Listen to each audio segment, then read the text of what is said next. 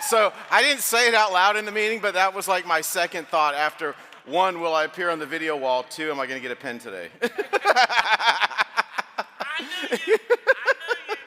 I mean, the financial freedom is awesome too, but am I going to get a pen today? Oh man, I love Noelle's talk. We're back there. The only part I didn't like about Noelle's talk, if I can just shoot straight with you, she was like being negative about big butts. And I was like, but I like big butts. And I cannot lie, I'm an honest man. This morning we're going to talk about persuasion. Persuasion is one of my favorite things to talk about. In fact, this is my talk about persuasion. And I really hope I can get you to like it. It'd be terrible to give a talk on persuasion and then nobody likes it, right? That's like being a hefty personal trainer, just doesn't make sense. So, before we get into it, special note to Holly, I just learned all this information recently, like this morning. I've also been diagnosed with golden retriever puppy syndrome, so I will not be able to retain this, so there's no need to look back or look forward and think I would use any of this information. Tinsley, you know exactly what to do. I knew I had my mini-me when she could barely walk. Chandler had this Monopoly set, and she wanted to play with it so bad, but she wasn't allowed because she's like 18 months or whatever.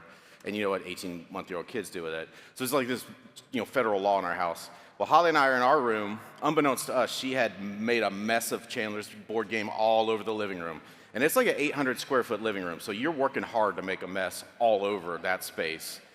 She runs into after she was done, she runs into our room and goes, Mama, Dad, oh no, mess. Here she is, just a private citizen. She noticed a mess and wanted to come alert us. I was like, oh, we got one just like me. We're going to be in trouble. All right. Being persuasive. Here's the definition, because it's a word we throw around a lot, but it's when you can create response. And it's all three responses that you're trying to create in unison together, the intellectual, the emotional, and the physical. That's movement, right? Andy always says the highest paid profession is getting people to move. That's what persuasion does. So that's why it's so valuable in every area of your life. Like persuasion is super helpful in selling and building the business side, but it's also helpful in your family life. I mean, if you can't persuade your kids to adopt the principles and morals of your family, then you're going to fail as a parent. Does that make sense? Persuasion is important in your personal life because you've got to persuade yourself. I got to persuade myself all the time to do the stuff I'm supposed to do. I'm like everybody else. I want to do the stuff I'm not supposed to and not do the stuff I'm supposed to. Well, persuasion, I have to work on myself. Does that make sense? All right. So I'm big on Aristotle's 3 essential tools of persuasion. The first 2 I talk a lot about. In fact, if you go back on the Alliance YouTube page, you can see talks that I've done at other events that actually hit on both of these, using logic and emotion to persuade. And really using logic and emotion both to persuade at the same time is how you create massive sales. It's how you build a massive organization. The part I want to talk a lot about today is the ethos part, the third part. That's argument by character. See, when you're good with logic and emotion and working those 2 things together, and then you have the character behind it, that's what gives it weight. That's what keeps it moving. See, you can use the first 2 to create instant movement, but you can't create change without the third. Does that make sense? Has anybody ever gotten ripped off before? Did you let that same person rip you off again? Why? Yeah, because you figured out their character was flawed. They were good with the first 2, so we fell for it. But then when we were they can't come back to it, right? If you're a huckster, you can't go back to that same well. See, what I want to do is lead people and lead people well and lead people for a long time. That's why all 3 are so important. So when we talk about ethos, argument by character, the first part is to fix basic character flaws. Because if you get people to do certain things and then all of a sudden the feel changes, then you lose people. Does that make sense? It's like we move them, but then the feel changes. That's where character flaws come into play. So if we look at basic stuff that we can do, that you and I can do, the things that I try and do every day is think about, 1, in what ways do I manifest inconsistencies? And if we don't think you manifest inconsistencies, you are in fact manifesting inconsistency by thinking that you don't manifest now we've gotten into it, never mind. We're in the deep end. What situations unleash the jerk in me? Or jerkette, I guess, if you're a lady. I'm only a dude, so jerk. Because there's things that make me be a jerk. There's certain situations, like especially if I'm hungry, all of a sudden everybody is stupid and slow, and dear God, I'm going to kill all of them, right? It's important to be aware of situations. When your ego gets threatened, how do you respond? When your feelings get hurt, how do you respond? When your spouse does that thing that drives you crazy, how do you respond? If you unleash the inner jerk in you, every time we do that, we lose persuasive power. We lose influence with people. And we can all think of when that has happened, doesn't that person lose some of their persuasive power in your life? Because now you don't know what you're going to get. So fixing character flaws is about creating consistencies. And feel is where character is big. What feel do I want to create? Feel is what people say about you when you're not around. When people think of your name, what feeling does that create? And then when we think about that, if I want to create that feel, whatever that feel is, if we create that feel, what do I need to develop? What qualities do I need to create that feel? Because none of us are static. We all are on a spectrum of being really nice to being a jerk. We're all on a spectrum of being too passive to too aggressive.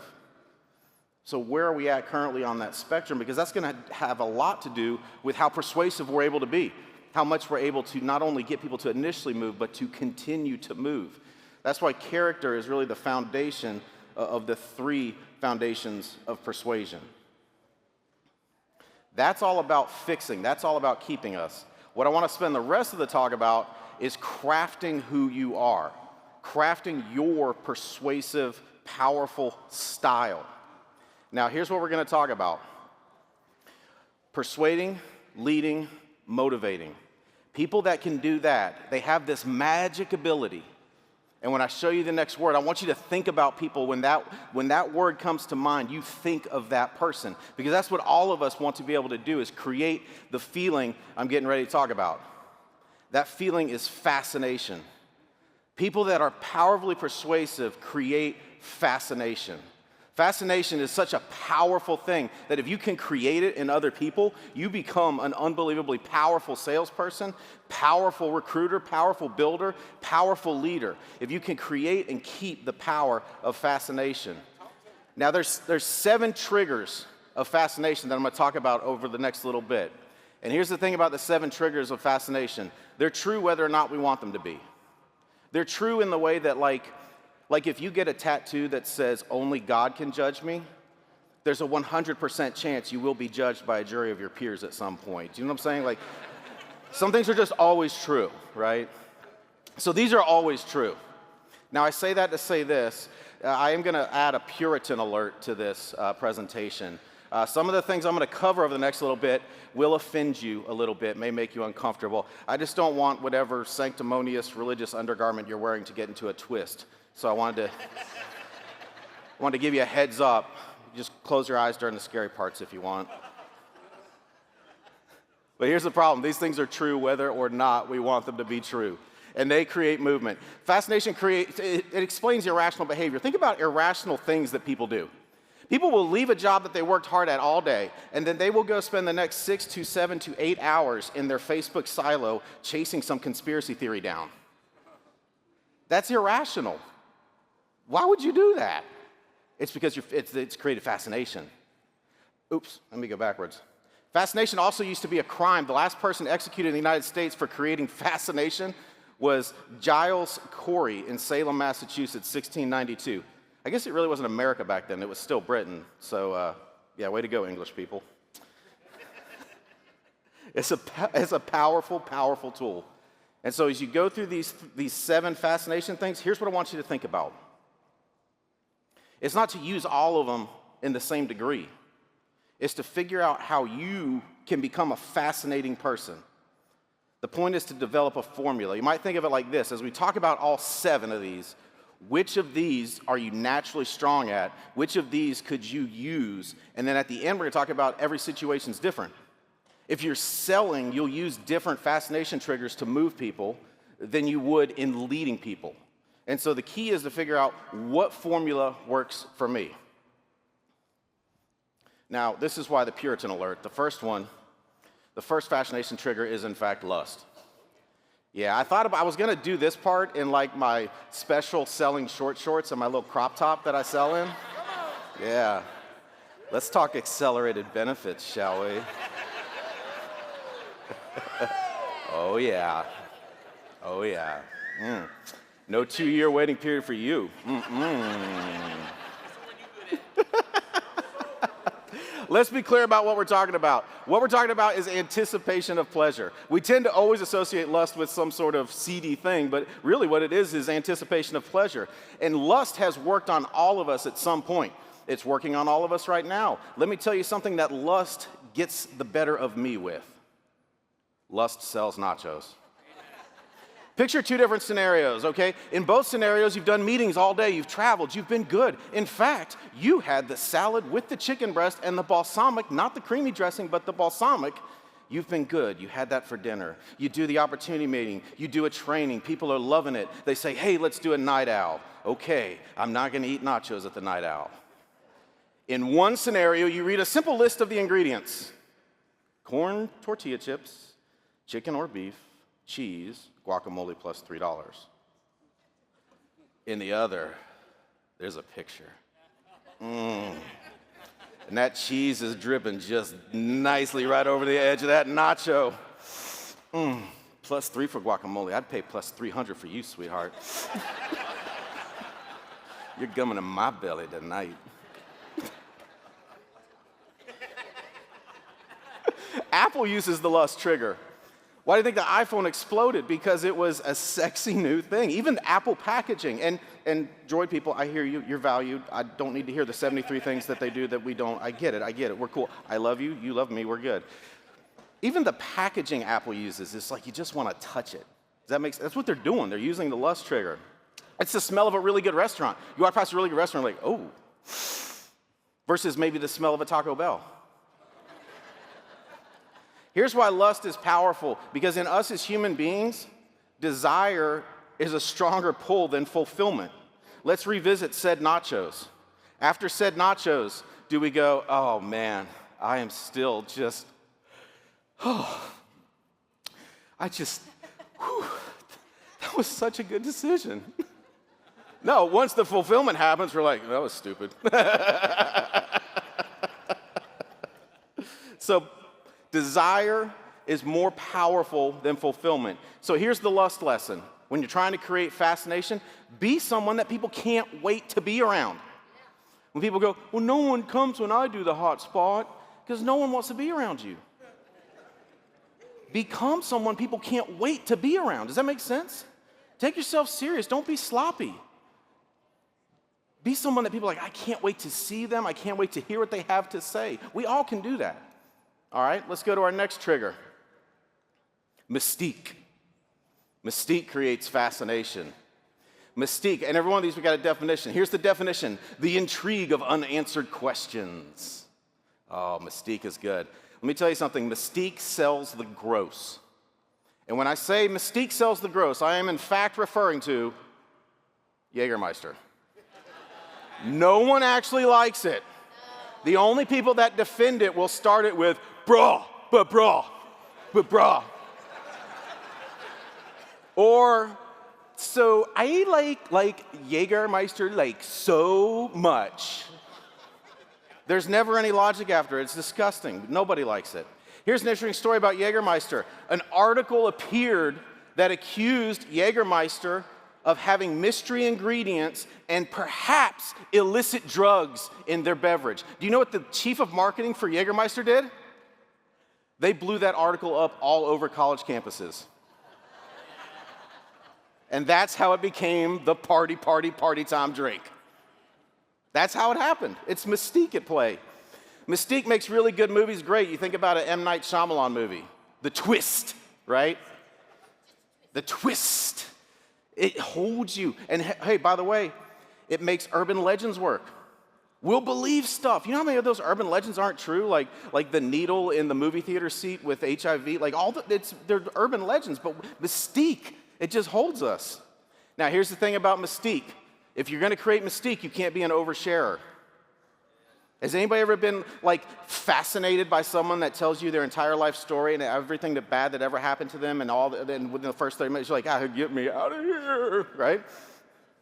It's like, if I give you $1,000, can we stop talking? Like, you know, those kind of conversations, they're not mystifying. You're just like, oh, Jesus, yeah, okay. Well, you know, sometimes that happens. Well, hey, what? Oh, hey, hey, next time, okay, I got that. You get out of those as quick. You're not like, ooh. So, here's a tip for business. Working where you're deserved instead of where you're needed. When you do that, or even work where you're deserved, maybe not even necessarily somewhere you want to work. Here's what happens. You create results fast. That creates mystique. Think about all the fast-growing people in the company. When somebody comes on and grows fast, we're like, what are they doing? It creates a pull. So just go work where you're deserved, and you can help create that pull, create that mystique. Like, whoa, what do they know that I don't know? Wow, what is going on over there? You're creating mystique. All right, here's our lesson with mystique. Leave people with unanswered questions. Think about when great leaders come to your town and do a meeting. Don't you always have questions left? You're like, oh.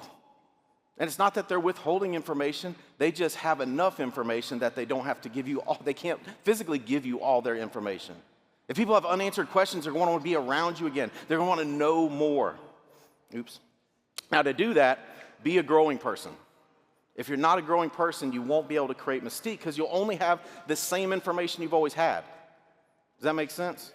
When someone falls into the same, like, oh man, I heard this talk before, we just lose all mystique. But if you have new information, you become someone that people want to listen to, people you want to be around. So always have new information. Be authentic, but don't be an oversharer. Leave people with unanswered questions. You create mystique, and mystique creates incredible pull. Fascination trigger 3, alarm. Alarm is one of those that we can use instantly. We use alarm a lot in the sales process. We can use alarm to help move someone to do the activity that they're capable of that they need to do. We can use alarm to quickly change behavior. Here's the thing about alarm, or with the definition. The stimulus to provide just enough incentive to push us over the decision point. It's alarm that pushes decision. Here's the thing about alarm. It's a short-term fascination trigger. You can't go to this well all the time and create persuasion. If you're always creating alarm, it's like, anybody ever have a teacher that everything was urgent all the time? And it's just like, whoa. Like at some point you stop, it doesn't feel urgent anymore. So it's a fascination trigger that you want to use judiciously, and you use it at specific times, but it's not something that you go to this well all the time. But it can create instant fascination. Now there's 5 pillars to create alarm. And you don't have to use all 5. You use 2 or 3 in certain situations. Number 1, define consequences. If we need to move somebody on activity, this is a great way to instill instant fascination on what we need them to do. Define consequences. If you don't make these dials, you will drown. Create deadlines. This is a good one. Focus on the things most feared, not the risks most likely. When you do that, we tend to we have the curse of knowledge.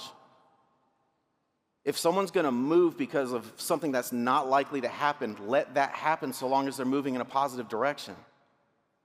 Focus on the risks most feared, not most likely. Increase perceived danger.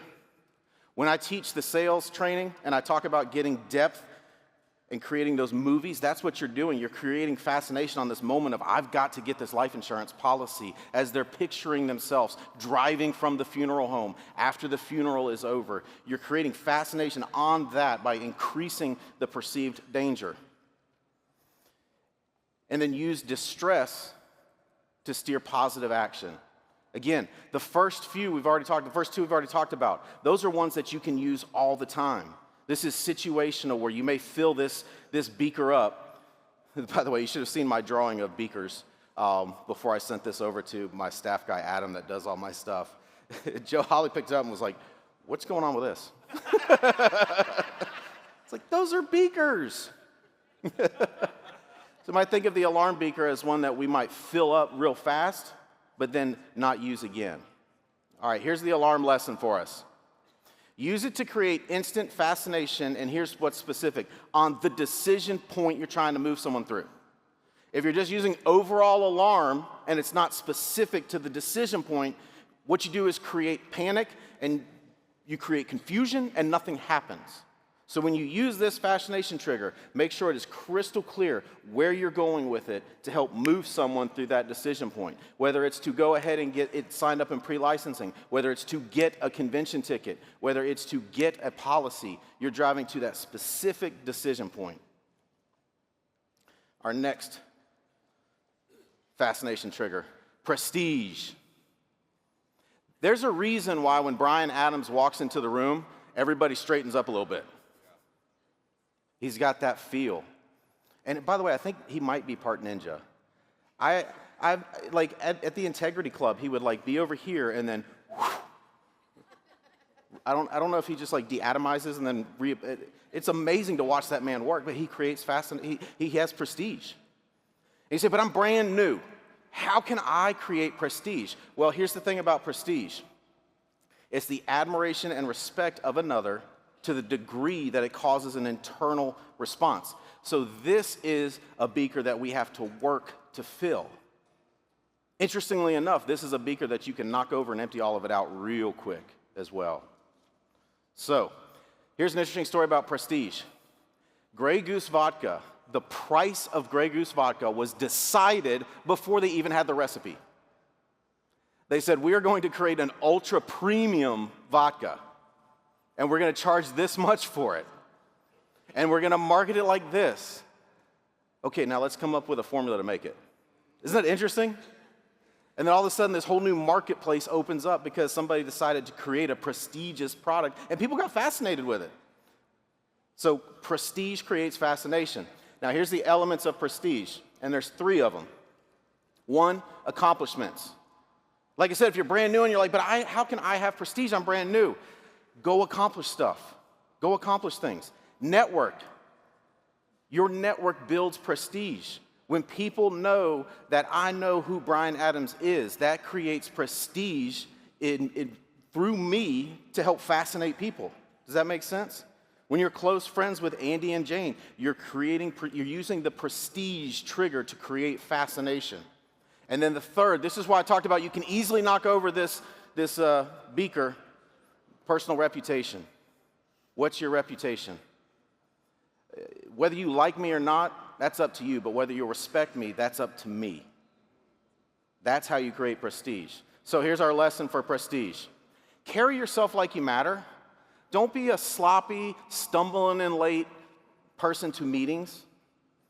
Don't be a hallway dweller. Don't be early, be prepared, be crisp. Carry yourself like you matter, and you'll eventually matter. Does that make sense? I mean, we all matter in that we're all children of God and all that. But you'll financially matter and power matter if you just start carrying yourself like you matter. Work harder than you need to until you've accomplished more than people would have believed you could. So prestige is something you got to work at. Again, we can use alarm instantly. We can all use that fascination trigger immediately. Create alarm, create movement. This one we have to work to build. But like all things that are valuable over time, they take time to build. So accomplish things, build your network, and work on your personal and protect your personal reputation. Fascination trigger number 5, power. Now, power is a very fascinating thing. It's the weight of character or title or reputation that demands immediate compliance. Power is why people are still fascinated with some of the worst, brutal dictators of human history. Still fascinated. They've been dead for years. Power is also why we're fascinated with other powerful, positive leaders. We're fascinated with the fact that they have that kind of power, that they've created that kind of power. It's very fascinating. Power is why we comply with TSA. Think about this under any other circumstance. How compliant would you be with someone whose only auditory skills include, "What, the bag in the bin? The bag in the bin?" Right? They're not like giving, "So, welcome to TSA. I would like you to comply with our requests, and let me tell you why." You know what I'm saying? But we comply. Why? Because we don't want to get arrested. We'd like to continue flying. There's power there. The guy that runs the TSA, he's the manager of the TSA at the Asheville airport. His personal vehicle that he drives to the airport is an old hearse. And yet when I see him, I'm immediately, "Yes, sir." That's power, man. That is power. Now, here's the thing about power. You can be brutal with power and bully people, and it will create fascination, but it will create fascination only for short periods of time. Every brutal dictator usually ends up, there's not a great retirement plan. Let's just say that. It's best when it flows from accomplishment and strength of character. When I think about the leaders of the Alliance, that's what I think about. They can create compliance with power because of the strength of their character. Does that make sense? All right, here's the thing about power. Sloppiness and inconsistencies reduce the effect of it. If you build power and then you're sloppy, you're unprepared, you lose the power that you've worked so hard to build. So what's our lesson for power? Focus on character growth and hard work. That's how you grow your ability to use this specific fascination trigger. And it's both character and hard work. And they got to work together. Be prepared and be consistent. Be someone that is not sloppy. Be prepared. Be crispy when you do stuff. All right, fascination trigger number 6, vice. That's the other reason for the Puritan alert. I didn't want anybody seeing the first one, lust, and being like, "I swear if the next two are greed and envy, I am leaving this conference right now." Now, we tend to think of vice as always something that's just a negative thing, but here's what we're actually talking about. Vice is actually an invitation on a departure from a societal norm. That's what we're talking about here. We're not talking about, be clear. There are insurance marketing opportunities that have built their whole foundation on vice. I used to work at one of them. Those boys did cocaine like it was an Olympic sport. That's not the vice we're talking about. We're talking about opening people up to new possibilities, opening new windows.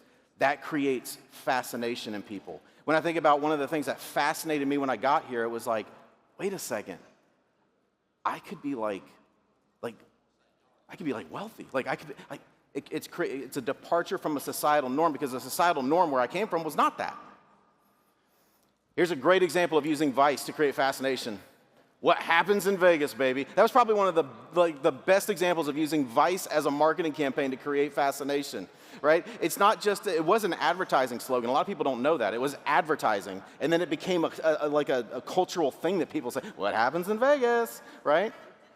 That's using vice to create fascination. When you look at the marketing dollars that campaign actually brought to Vegas, it's mind-boggling. But it's the power of fascination. Again, a departure from a societal norm. Here's what's really cool about the Vietnam Memorial. It's one of the most striking memorials that you'll see when you go to Washington, D.C. Did you know that it was very controversial when it came out? Because all memorials were what color prior to? All memorials were white for every memorial ever in the history of ever. Well, the artist, the sculptor that did that, said, "I'm going to take a departure from that societal norm and create something amazing." That's why it created such a draw, such a fascination, such a pull, because it was different. I really learned the power of vice as a freshman in high school, but not the way you think. Let me tell you the story. When I was in 8th grade, at the end of my 8th grade year in middle school, I got suspended forever off the public school bus system because I got in a fight on the bus defending my little brother. My little brother's 3 grades behind me.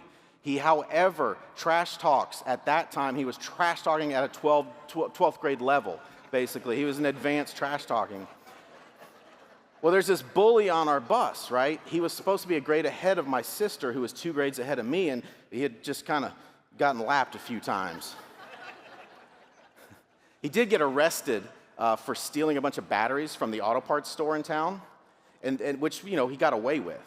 It was when he tried to return all of them without a receipt. That was when the caper really just came apart. So he's got my brother's arm in a twist, and I'm like, bro, let go of my brother. It's about to get real. And he didn't, and so I just beat the tar out of him. Now, the bus drives us back to school, drops us off, and this is a small town, and I'm having to listen to the principal. This is the principal I said was dumb. You ever been berated by a dumb person for 2 hours? It's brutal.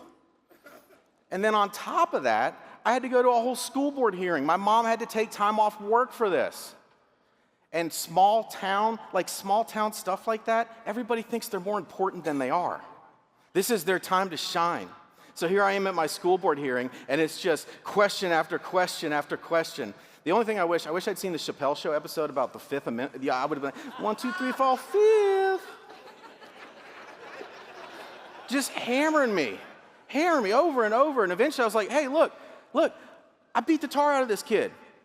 I won't pretend to be innocent if you'll stop pretending to be whatever Law and Order character you're pretending to being. I even said, I was like, hey, I've got a question. How does a school system allow this level of bullying that a student has to interfere? And here's what I got. We will ask the questions here, son. And I was like, oh, this is adorable. You guys really think you're proud? And eventually my mom's like, look, she was like my lawyer. She was like, look, I think we're done here. I'm taking my son home. And then I was like, oh, y'all just got had by my mom. How about that? So it was this giant hassle, but then I get to high school as a freshman, and I think everybody's talking about me. And not like in the way, like, everybody's talking about me. Like, genuinely, I was like whispers, and I was like, what is going on? And nobody gave me crap as a freshman. It's because word got around that I was the kid that beat the tar out of someone and got forever suspended off. I still remember the first day my mom dropped me off, I was apologizing. I'm like, so sorry, Mom. Now she has to get up an hour early. By like week 3, I had upperclassmen giving me rides. You know what I'm saying? It creates fascination. Now here's our lesson. Or here's in practice. One of the things I love to say when I'm selling, now the insurance companies don't like me telling you this. You could be the first one in the family to break the status quo. You don't have to be broke. These are all departures from societal norms. Here's the lesson. Offer people secret information. Be someone that challenges the boundaries of possible. You create fascination. You have power of persuasion when you do those things. All right, our last one, trust. That's to believe that someone is honest and will not harm you. Again, this is a hard one to develop, but once you develop it, you've got to keep it. Trust is different than the other fascination triggers. Those can be used quickly. This is used over time. Trust is what keeps your fascination and thus your persuasive power. Now, there's 4 pillars of it, and that's to become familiar. Noel talked about Zoom culture. You got to go see people. Become familiar. Be consistent. Consistent people are trusted. Be authentic. And I like to do Latin stuff sometimes, so live with your modus operandi in alignment with your raison d'etre. That is, your mode of operation should align with your purpose for life. If you're clear on your purpose for life and you operate in alignment with that, you'll be a very persuasive person. You can accelerate trust by attaching yourself to timeless principles and things that people already believe. So here's the lesson. As the most powerful and lasting trigger, it is the hardest to get. Focus on actuality over appearance. Focus on becoming over simply acquiring. This one will last the rest of your life. We will remain a fascinating person with trust. So, what's going to be your formula? Each formula is different. In selling, you'll use alarm more as a fascination trigger than you will in other environments. In leading people, you'll definitely want trust as a fascination, one of your beakers you want full. Here's the point. Elite presence makes you fascinating. When you have elite presence, it's being aware of these things and operating with them. Elite people are intentional on using the right formula in the right situation. Guys, I know these things to be true. These are things I work on myself constantly, and I know it'll help you. Have a good one.